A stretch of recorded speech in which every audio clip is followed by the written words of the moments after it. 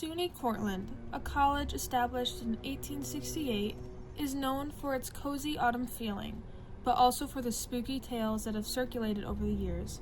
With its many legends and ghost stories, the campus has even earned a spot among the top 13 most haunted college campuses. Cheney Hall is one of the oldest buildings on campus. It was built in the early 1900s for many positive purposes. But for over decades, students have shared stories about something or someone who still lingers inside.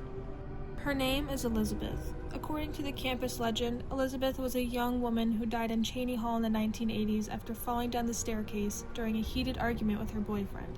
Since then, students have reported strange noises, footsteps in empty hallways, and the unsettling feeling that they're not alone.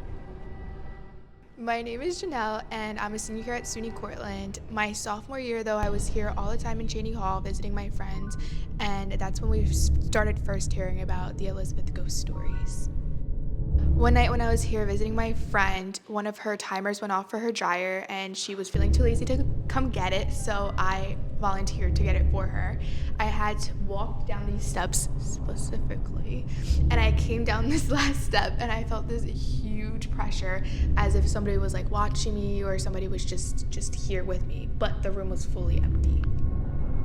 Once I started walking through the laundry room door, the lights started flickering, which I didn't think was typical, as well as the washer and dryer, like the buttons to the machines were making very odd noises, and it was just the one that my friend's clothes was in was the only one on.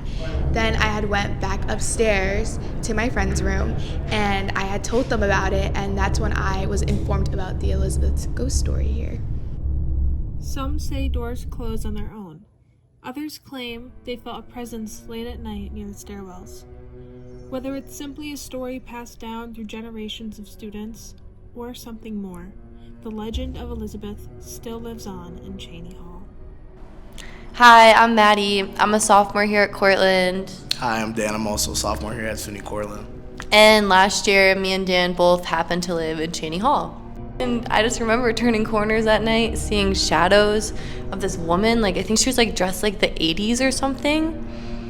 And then when I heard the rumors, I was like, oh my God, that was Elizabeth. I can also attest to that. My roommate Kent, he had a really bad episode one night, and I didn't know until I was sleeping. It was around 2 in the morning. I turned to my right and I see Kent wide awake sitting up on his bed, just moving his hands around, not really knowing what he's doing. At first I thought it was sleep paralysis, so I turned to my left and I went back to bed. And then he started making noises, so I woke up again and I hugged him, and I was gonna call EMS or the police. I just didn't really know what to do, so.